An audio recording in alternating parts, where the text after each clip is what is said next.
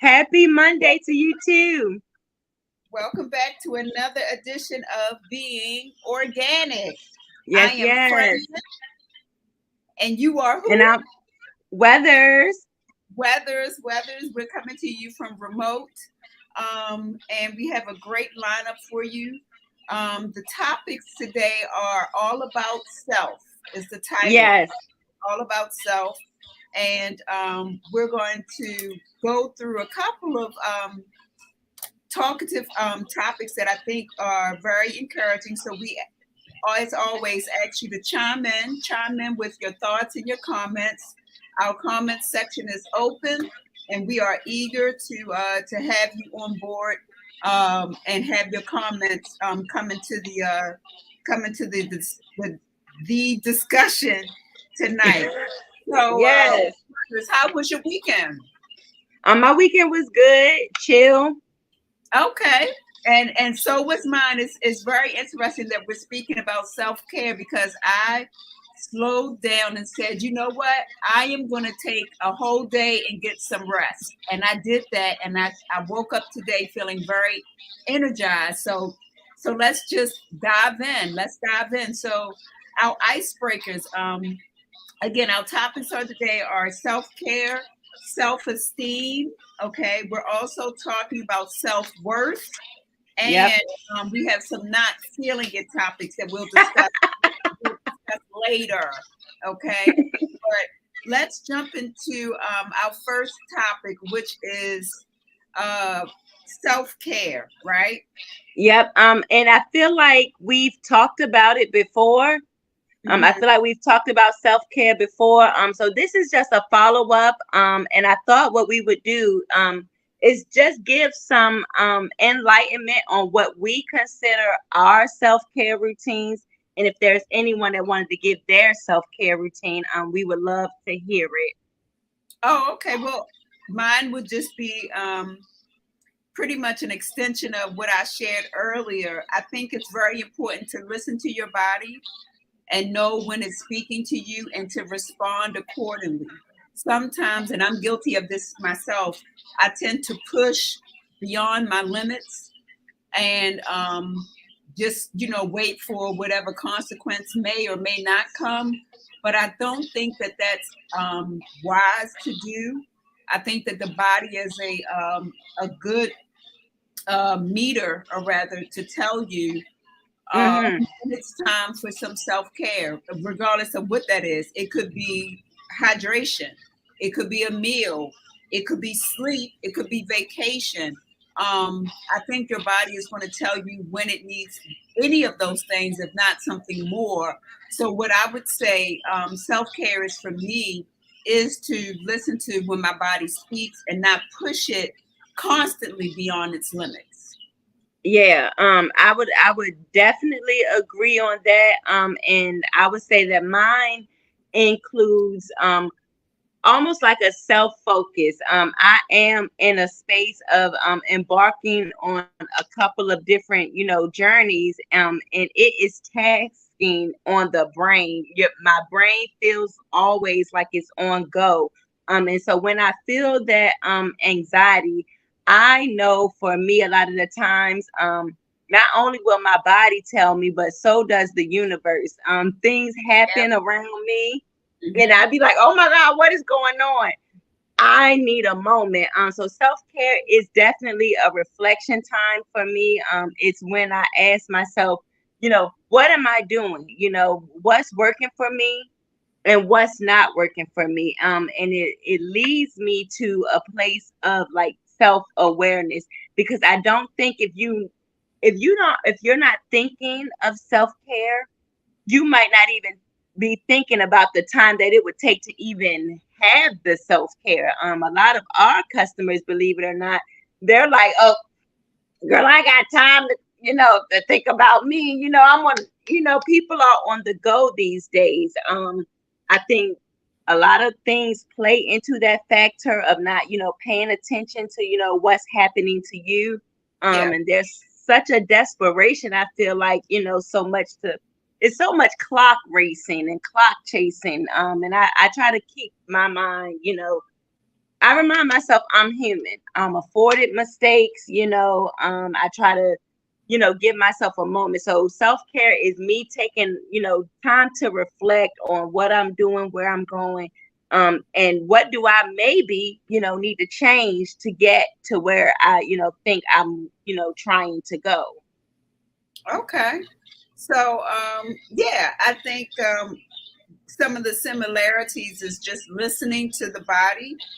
And yeah, I mean, the key word is self. So, in Yep. order for you to be able to respond to what your personal needs are for yourself, you have to Mm-hmm. be in tune with yourself. Yeah. Whether you're meditating, whether you're praying, whatever it is, you have to get in tune to yourself to even listen and even know what your body needs. So, very good. I think that's a great, great topic. Self care is something that we should all take heed to, and I think it's all about mindfulness. Yep. So Yep. yeah, that's excellent. What about self-esteem? You said defining self-esteem, proper factors So to that's our next topic, right? yes, defining self-esteem, defining self-esteem, proper factors to build your self-esteem on. Mm-hmm. So Self-esteem. I'm listening. Oh no, I was just reading the title: self-worth and building your self-esteem. Mm-hmm. Yeah, so I would say for me, self-esteem has actually taken many turns for me. And the reason why I brought this up, and it stays on my mind a lot, and it's because I don't always think as a whole that we are using the real factors in determining our self-esteem. And what I mean by that is a lot of people have a notion that self-esteem is happening out here. It's happening on the surface, it's in, how you walk, or it's in, it has elements to do with that, but self-esteem is an identifier of self-worth. So it's, they go hand in hand. And so self-worth, that can't be depicted on how you look, what you wear, things like that. That comes from the inside. Self-esteem has to come from the inside. So there are some things that I'm listening, because No, you want to say. nope. Keep going. Keep going. Oh. So for me, I will tell my history with it. I got like this is one time I had a speech class or whatever, and I had to do a speech. I was gonna have to put, do it in front of a class. And my topic I chose was self-esteem in women. Mind you guys, this is back in the day. So this might be like 2008-ish. But what I found out about myself and a lot of women were that we were using our outward opinion and, a lot of different things to kind of explain, or that's what they were building, myself included, Mhm. self-esteem off of. And while during the because I had done about interviews with women, my family, people I met randomly on a bus. Like, this was a moment. I'm a writer, I write a lot, so this was when I was, I was into that real heavy. And all of my interviews, if I wish I would have grabbed the notebook, because I still got that book, and we might revisit this. But a lot of those comments were based on looks, even mine, and mine was high. So, but as I was going through, I was meeting women that I found better looking than me, a couple things that I thought, like, girl, you are bad, like, and they were having medium to low self-esteem. And Yeah. what dawned on me was that when I talked to one of them, because I literally, she was so beautiful. She was like an Indian woman of Indian descent, like, just gorgeous. And what she told me was that her husband, had been a factor in how he treated her, you know, and it diminished her self-esteem. And I'm looking at this gorgeous woman, and I'm in like shock. And it just made me realize that there has to be different factors because a lot of this that's happening on the outside, it's fading, it's fleeting. It is not a forever thing. You wake up one day feeling good about yourself, feeling great. A couple weeks later, you may have a down day. You can't let that be, for me, what your self-worth is made of. Yeah, I think that one of the topics, or one note that you included, is some of the factors of building self-esteem. It reminds me of Monique, the actress comedian, Mm-hmm. who we know has always been a full-figured woman, very Yep. attractive. One of the things that she said, and I'll never forget it, as she was growing up as a little girl in Baltimore, was that her Mm. father always told her, "You're beautiful. You're the most beautiful girl in the world." And so, because that was planted, because that was instilled in her, she grew up thinking, "I'm gorgeous. I'm gorgeous." And she really never had self-esteem issues. I think that's one of the reasons she was able to get on a stage and become a comedian. With Mm-hmm. all of this critique, if you will, of an audience, because she had that self-esteem. If you can remember, I don't remember what year it was, but she is well known for doing a stage performance of Beyonce. But as Yes. he said, Yes. listen, that takes a lot of strong self-esteem and self-awareness. And she ate. Well, and she's able to do it because I think it was instilled in her. Mm. Also, she developed, her self-awareness as she matured. Regardless, I wouldn't say regardless, whether it was personal, professional, or maybe a combination of the both, Yeah. it definitely built her strong. I Mm-hmm. have come across a lot of beautiful women in my years that have very low self-esteem, and what I've come to recognize is it's usually verbal abuse that they've received, and they've allowed that to fester in their well-being, as opposed to not. So regardless Yeah. of what they're looking at, what they see, what they are living is what they have been told. And Yeah. it's really unfortunate. It's really unfortunate, but it happens quite a bit, quite a bit. Yeah. So, and I would, that goes to a whole another topic of, even, what we sometimes, and we are in Women's History Month, shout out to women, what we sometimes as women do to each other. And it's one thing that I know that I'm working really hard, to be not like, that cattiness towards each other. Sometimes it's just there sometimes with women. Like, sometimes I feel it's uncalled for, even with like celebrities and singers, rappers. Sometimes you hear this comment, and it's okay to think that you're an energy, receptor, that you understand energies. But the main comment that kind of ticks me is, I don't know her, but it's something about her I don't like. First off, baby, you got to get a little bit closer, in proximity to somebody, I feel, to have that term. You might be like, that behavior of her I don't like. That would be a different statement for me. But I don't know her, and it's something for me with women. That's a part where we can kind of branch away from that. We can branch away from, just kind of having that feeling towards each other. Because when you really have confidence and high self-esteem, the thing that I found is, even in myself, you think of others' opinion less. And I'm a person that kind of pays too much attention. When I stop paying attention, those days when I don't kind of try to read what everybody's doing, I have a better day. I have a better day when I focus on me.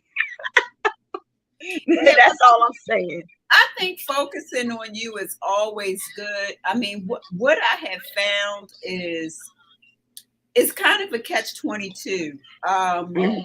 You can, as an individual who has been identified as sometimes headstrong, sometimes um, arrogant, sometimes aggressive, I make a point to um, give mercy, give love, Mm. grace, because whatever you absorb and you feel from the outer, I want to have the opportunity to say, here's the balance, or here's the other side that you may not know just from observing me from afar. Yeah, yeah. If I see someone, a lot of times I greet people with, "Hey, honey, what's happening, mama?" Or, "Hey, babe, what do you need?" I try to be as loving and kind as I can because I want them to know that's who I am, Yeah. and that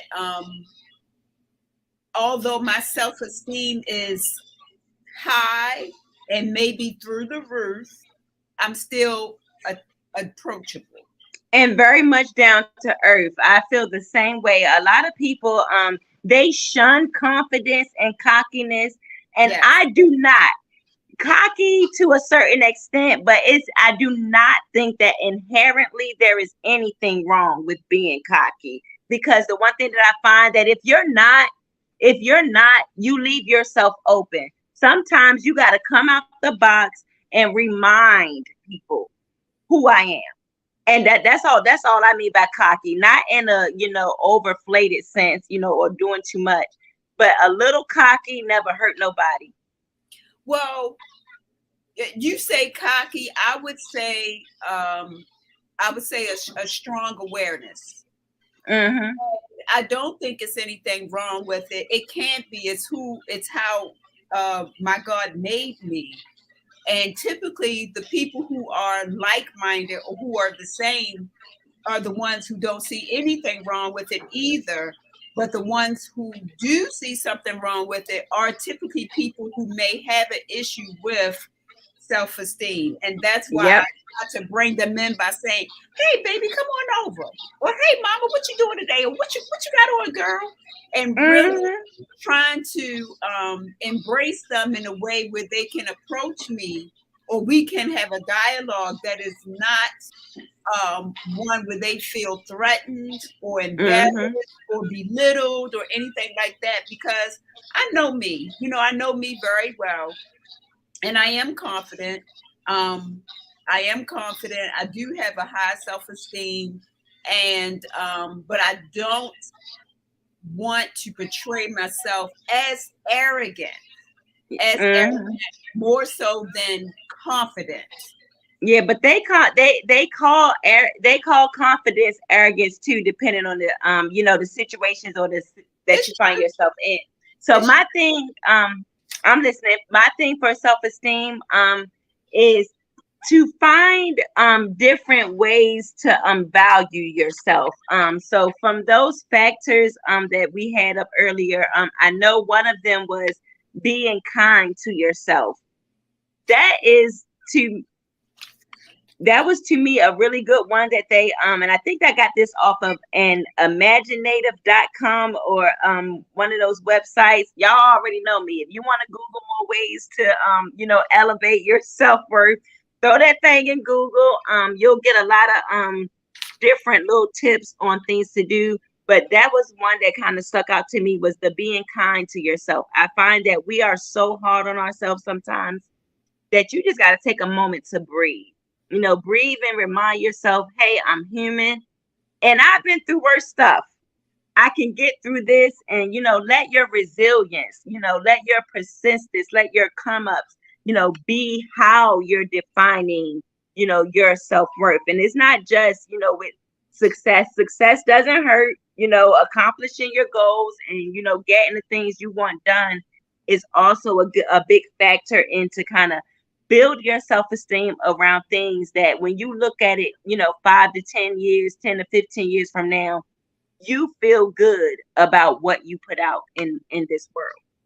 Well, I just wanted to read a short bullet list that you put together of the key signs of high self-worth.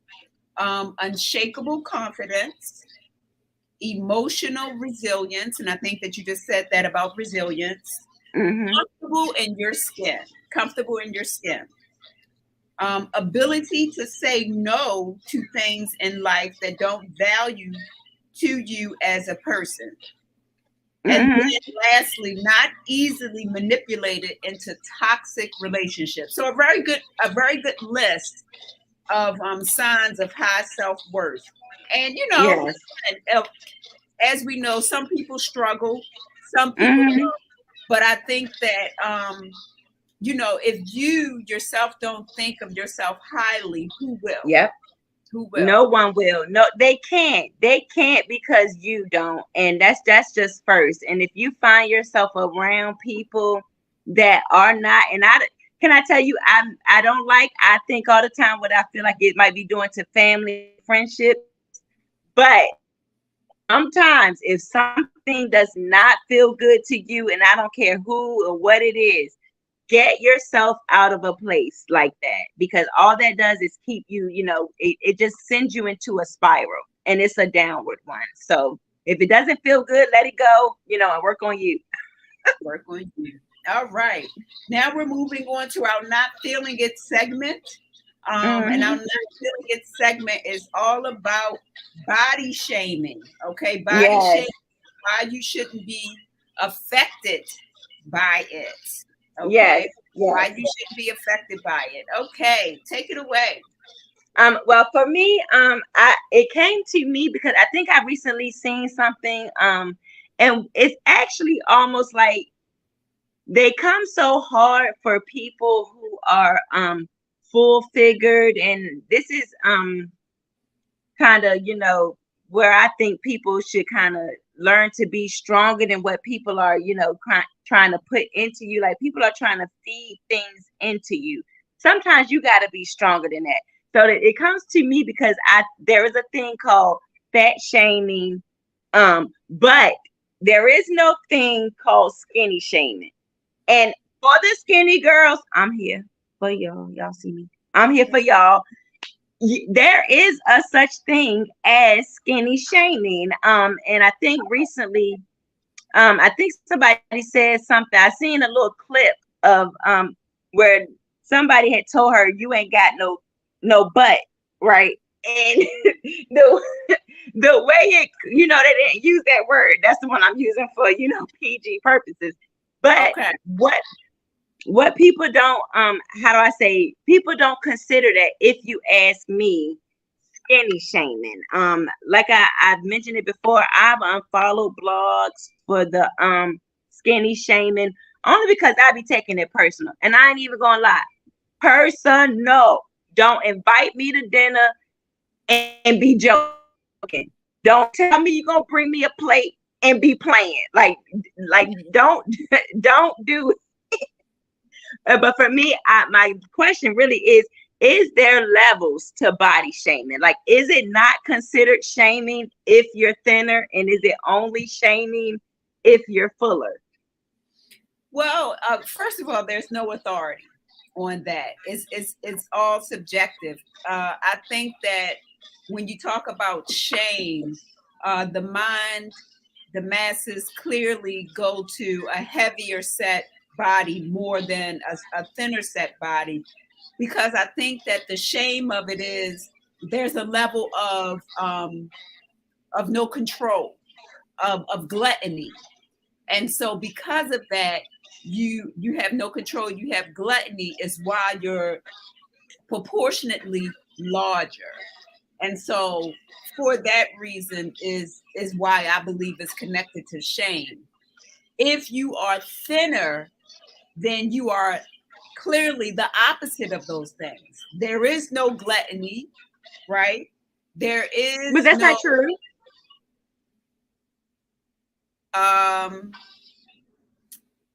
I don't know if either of us can say that or not, but I I would I say put food away.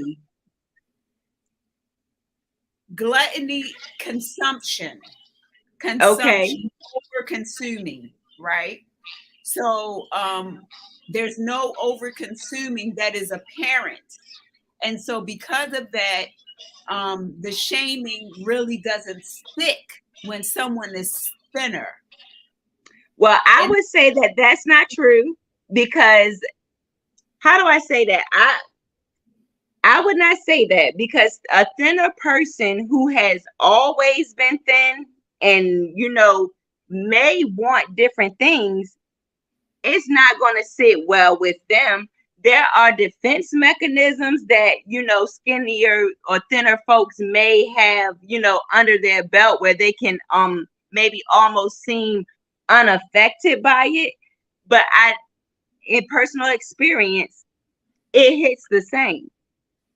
well, I'm not saying that it doesn't. What I was speaking, where I was coming from is a way of I guess how they're perceived, why someone Mm. is calling them that or not calling them that. And so when you say body shaming, I'm talking about why um, a thinner person would not be viewed as shameful, because they're shamed with overconsumption of food. They're shamed with gluttony. Well, body shaming, if I'm understanding the terminology and how they're using it right now, is the bringing out or pointing out what is wrong or what is not appealing to different people in a way. So like I said, there used to be a hot or not on one of the social blogs, and the girl is literally gorgeous, literally, and all the comments. And if this is, people have to remember, if someone's reading this, if I'm the person reading this, mind you, this isn't happening to me. I'm not, people don't know me like that while I'm on these blogs.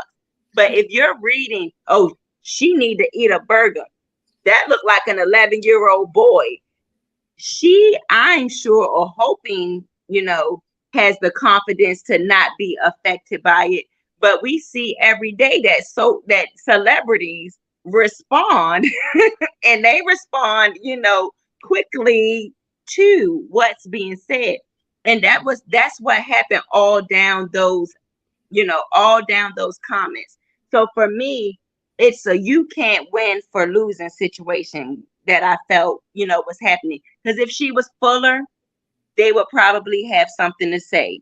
Being that she was skinny, they still had something to say. And that kind of brings me to the point of why, we probably should not be affected. And, personally, by, the act of body shaming. Because I just feel like when it comes to the public eye, there is no winning, and you'd have to have on your own confidence to even, deal with what's happening, because it happens to, I think, and people don't realize it happens to skinny people, thinner people rather, as much as it does fuller people. And I think that's a new thing. I'm not going to say like this is a long standing thing, but I would say for the past 5 years or better, it's been a thing. Well, clearly, I'm not a victim of body shaming on a thin aspect. I have at different times in my life have had comments addressed to me for being on the heavier side, and again, because my self-esteem, my self-confidence is so high, I did not absorb that as a negative. I absorbed it as a comment that I'm clearly aware of. I know when I'm heavy. Uh-huh. Someone's comment to me does not shame me, because I don't have shame in my life as it relates to that. Mumbo. Mumbles. mumbles. I don't have shame in my life as it relates to how I eat. Right Yeah. now, my weight is more than I would like it to be. However, if you look at what I eat very clean. And to But be, I'm listening. But to be to share with the viewers, as Tabitha Brown says all the time, that's my business. I don't have to justify anything to anybody except me, because this is the skin that I live in. And Yeah. so one of the things that I would say, as far as body shaming, why it shouldn't be affected by it, if your self-esteem is balanced, then no, you won't be affected by it. So body shaming is just one poke that someone can do. There are many pokes that someone can give, but again, if the self-esteem and your emotional resilience is balanced and it's in a healthy place, then I don't think that you would be affected by it. Yeah, but everyone's is not. Everyone's is not. So if you are a person who may or may not, have, the self-esteem, that Miss Fran is talking about, my thing to you would be to, work on, the different things, that you kind of, already like within yourself, and just have the understanding that you can't please people. And that's just, point blank, period. Everyone has something to say at any given time, and it could literally be about anything. You know what I mean? Yeah, I truly agree with it. Body shaming is harmful, and I just want to take a quick peek at the photo stock image that you created. Here we have a Caucasian woman that is clearly overweight, hugging a African American woman that appears to have a little either alopecia. Vitiligo. Vitiligo. Yeah, I'm sorry. I had it in my head, and I don't know why I say alopecia, but has vitiligo as well as being full figured. Mm-hmm. And then next to her is a brown skin, maybe Hispanic woman that has an amputation. It appears that she has an amputation, and she's also on the fuller side. And then lastly, we have another, it appears, Caucasian woman who's also fuller. And so, again, one thing that I will point out in this picture is that everyone, in addition to either the vitiligo or the amputation, is a fuller figure woman.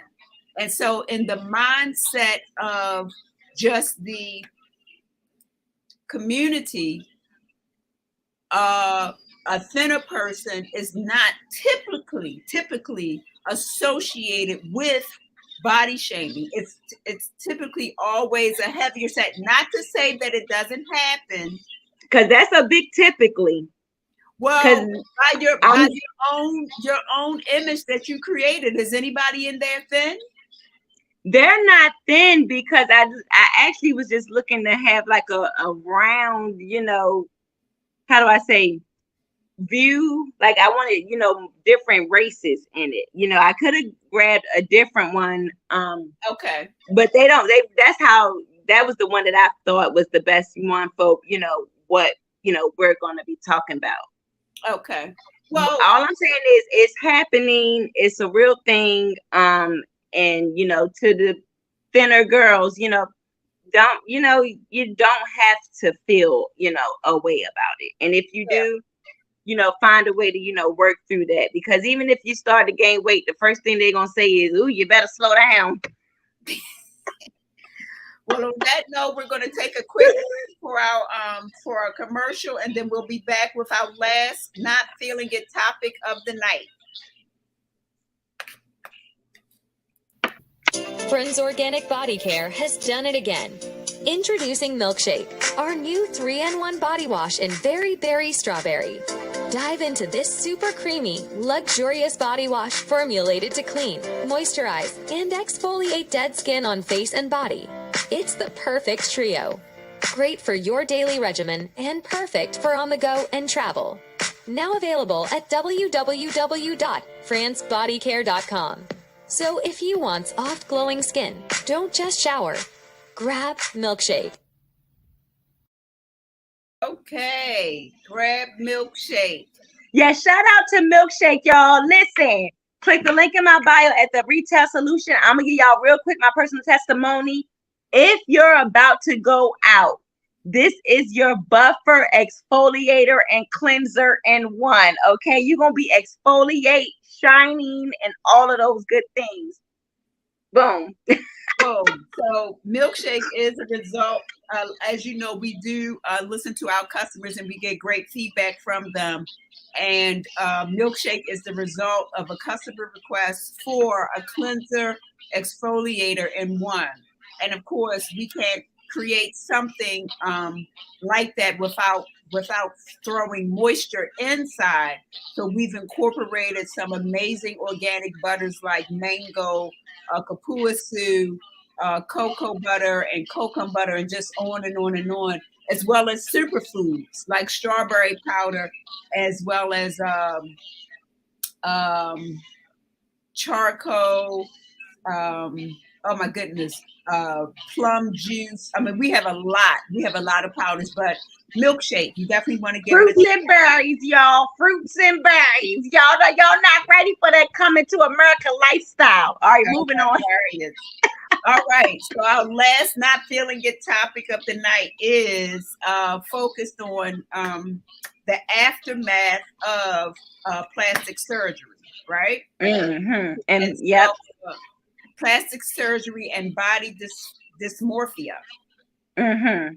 Okay, awesome. So your statement, while not new, plastic surgery and its effects are still a hot topic and just as controversial as always. With the accessibility to plastic surgery becoming more tangible, people are still obsessed with the outer appearance, and it's starting to show, and it's not always a good thing. So let's talk. Yeah. Well, I don't, but I know you don't be on a lot of the blogs, but there is that she's calling herself Mary Magdalene, which I was judging. But anyway, I'm moving on, y'all. She had a 38, and I forget the letter, but it just recently exploded. So she's like an IG influencer, and I think she came out actually and made a statement saying she wished she never, invested, and put that, all of that plastic surgery, in her body and on her body. And I had to, you can see where she had two breasts, and it looked like it's just one now. And she's not the only person that's, kind of had, instances with, the aftermath of the surgery. And so I actually, when I started this, I had to, I actually learned something. So what I was thinking body dysmorphia is actually, it was not it. And the true definition is just when you start to obsess over something on yourself, and then you start to, kind of take measures to, change it, yeah, further. So we've included your definition there for everyone at the bottom. And basically, it's interesting to see that it is being identified as a mental illness, which I can clearly understand, because if you are obsessed with the fact that what you're seeing in the mirror is not acceptable, is not normal, to the point where you are constantly being under the knife and so forth, then you want to start looking at the mental wellness, if you say, of an individual who is constantly trying to, I guess, reassess or alter their opinion. And again, it does go back definitely to self-awareness, self-esteem, constantly Yeah. to get. And I know that there are people who go and saying with a picture, I want to look like this or I want to look like that, and just totally not being well with their God-given features. I think that's totally different from plastic surgery or that Yeah. corrective. I am someone who has had plastic surgery, corrective plastic surgery. I think I had I had a tummy tuck and I had a breast lift as a result of having my daughter at a very, very young age. It really pulled my body to the point where I wasn't able to get back the figure that I had prior to giving birth. So those procedures did help me regain some of my structure prior to pregnancy. So for me, it was all about not really transforming my body, but regaining what it was. Yeah, and that makes sense because it in my brain that question just popped up in my head. Like, well, I know that there's some people who probably see something that they feel they can improve, and just want to go ahead and do that. So this isn't like a dig to anybody. This is for if you find yourself constantly trying to correct, constantly trying to dig into yourself, so much so that you no longer even recognize yourself, because I didn't even know that. Well, I think that there are some procedures that are that I would consider extreme. I know very common right now. We have a lot of young women getting butt implants. We have women that are getting breast implants, sometimes bigger than their physique would allow. I've seen one of the latest things, getting eyebrows tattooed is now Okay. very, very common.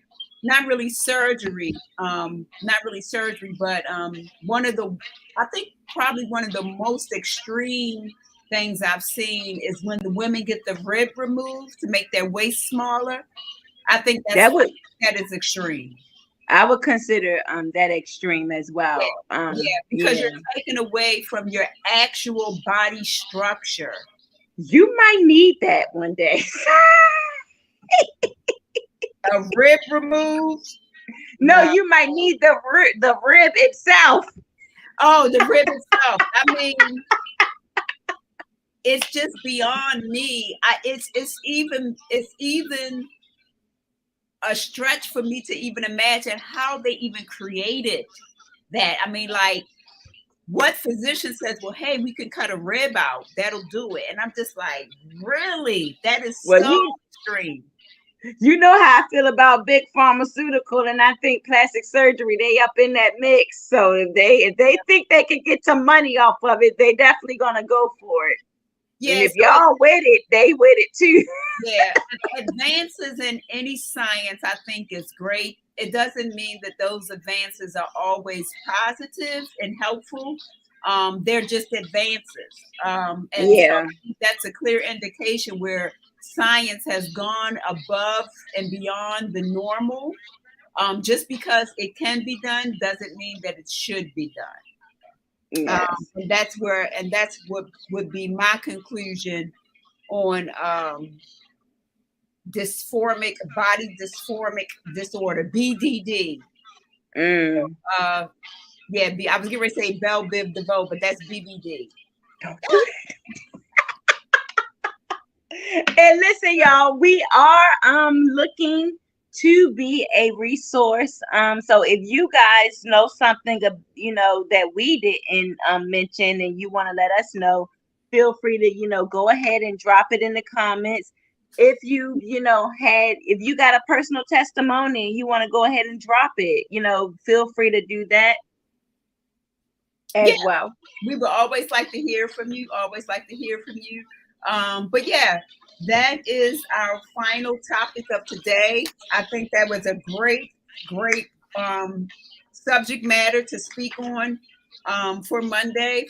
And this is women's. What's this women's what month? History Month, if I ain't mistaken. Women's History Month. Okay. Yep.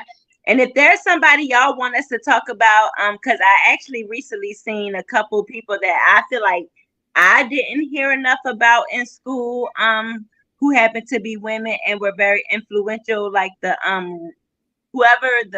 some lady, I ain't gonna say some lady, a Black woman, she put together the first security system or so, and it was coming across my screen because it's Women's History Month and people are posting. So if there's someone y'all want us to talk about, and I'll try to do more research, and maybe we'll have a show about women, who I feel aren't mentioned, enough. Well, we'll try to get it in soon. These days are rolling by pretty quickly, and if it's Women's History Month, then that means that we got to get it in this week or this month. We got to get it in this month, right? We got to get it in this month.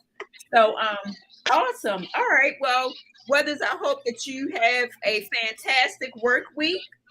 I hope that all is well. And I know that we have a lot of things coming up within Fran's Organic Body Care. I'll be sharing those over the next week or so. But until then, that pretty much wraps it up for us. Any final words? Yes, guys. I'm at Fran's 3 to 8 tomorrow and 10 to 8 Thursday. So meet me there. You can beat me. Don't beat me there because y'all don't be calling my boss. You're there. Yes. Don't be calling my boss asking where I'm at. Tuesday, 3 to 8 and 10 to 8 on Thursday. 10 to 8 on Thursday. Okay, fantastic. Well, guys, I hope you have a fantastic evening. And again, this is Being Organic, an interactive discussion, interactive podcast where we bring to you hot topics and discussions from everywhere. We love for you to be a part of it.